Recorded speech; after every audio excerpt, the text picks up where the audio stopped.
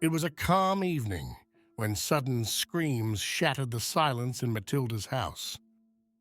They came from the kitchen, where a startling scene was about to unfold, something that would change the course of his life forever. Before continuing, we invite you to subscribe to the channel by activating the bell so as not to miss our future magnificent stories. Now let's take a few steps back in the story. Matilda had spent 25 years of marriage with Riccardo, during which she had to face continuous torment and harassment from her mother-in-law, Francesca, and Bianca, her sister-in-law. From the first day of her marriage, she had been ostracized by her husband's family. Riccardo, initially just a driver, thanks to her, had enrolled at university and studied to become a mechanical engineer. But the price to pay for this progress was high.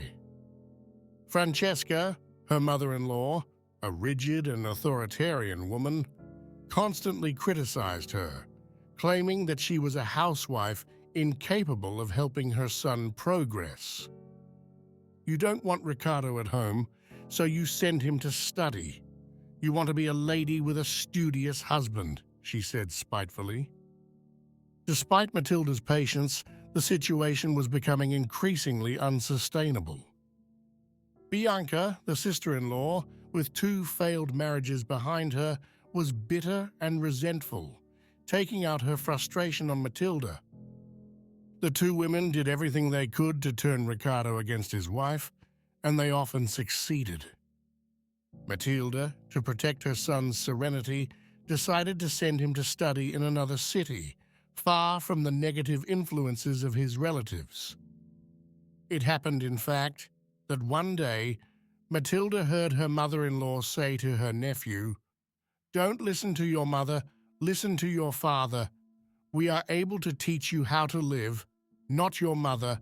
She is just a housewife." The resentful boy replied, "My mother is the best and everyone respects her." This episode convinced Matilda that sending her son away was the right choice to protect him from these terrible negative conditionings. As time passed, the tension increased, and every meeting with Francesca and Bianca was a test of endurance. However, Matilda always found the strength to maintain her dignity. Despite the constant provocations, she never let herself be discouraged. The climax of the story came on Riccardo's birthday, when Matilda insisted on inviting Francesca and Bianca to a cafe. "No way. We don't want the chaos of a coffee shop. We'll come to your house," the mother-in-law replied in a scornful tone. Matilda, despite the opposition, prepared a delicious dinner with a roast chicken that filled the house with an inviting aroma. "What a wonderful aroma," murmured Matilda's mother, who had come from the nearby village to celebrate her son-in-law. But the mother-in-law, with contempt, replied, "I wonder what it tastes like. I don't see anything good in it." Riccardo, trying to defend his wife, said, "Mom, I like this crust on the chicken. Matilda knows it. That's why she prepared it for me like this." Francesca, furious, hissed, "How dare you contradict me? Your wife is useless." Matilda's mother, disturbed, watched the scene speechless. Matilda tried to calm her mother-in-law, but in vain. Loud cries and unpleasant cutting words flew, hurting everyone present. Having reached this point in the story, we would like to ask you, what would you have done in Matilda's or Riccardo's place? Can a mother-in-law allow herself to so freely despise a woman and interfere in her son's family matters? Tell us your opinion in the comments, and if the video is moving you, put a precious like and subscribe to the channel so you don't miss the next stories. At the end of the evening, Matilda, exhausted and with a heavy heart, accompanied her mother to the bus stop. "Mom, I've decided to divorce. Tomorrow I'll talk to Riccardo." Her mother, with shining eyes, replied, "My daughter, do what's best for you." When Richard returned home, Matilda confronted him calmly. "I'll ask for a divorce tomorrow. It's the best thing for both of us." Richard, surprised, tried to oppose. "I have no intention of divorcing, and if you do, I will leave you nothing." But Matilda, determined, did not let herself be intimidated. The next day, with a mixture of relief and sadness, Matilda completed the divorce paperwork. Ricardo, furious, told her, "Now let's divide the assets. Give me back the engagement ring." Matilda calmly tried to remove the ring, which fell and rolled on the sidewalk. Ricardo, like an automaton, picked it up and put it in his pocket. The most humiliating scene came when Francesca and Bianca showed up to divide the assets. They took out everything, from the dishes to the crystal glasses. Matilda looked at them with contempt, but also with a sense of liberation.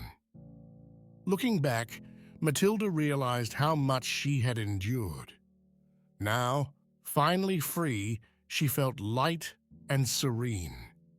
She wondered why she had tolerated everything for so long. Richard remained silent as his mother and Bianca wandered around the house, collecting every valuable item they could find. Matilda continued to observe the scene with extraordinary calm, almost as if she were watching a film. Bianca grabbed a handcrafted vase, a wedding gift, and stuffed it into a bag. Francesca approached the cupboard, taking the crystal glasses. "Don't touch that box," Matilda said in a firm voice, pointing to a small wooden box on the table. "That's mine." Her mother-in-law looked at her with contempt. "You have no right to anything," she replied coldly. "You have only brought bad luck to this family." Matilda felt a wave of anger rising inside her, but she pushed it down. It wasn't worth arguing about. She let them take whatever they wanted. Their greed was evident, and this freed her from any remaining attachment. When Francesca and Bianca finally left, the house seemed desolate, almost empty, but Matilda felt incredibly relieved. She closed the door behind them and turned to Ricardo. "This is the end," she said. "I'm never going back." Richard didn't answer. He knew he had lost. Matilda had always been stronger than he had ever imagined.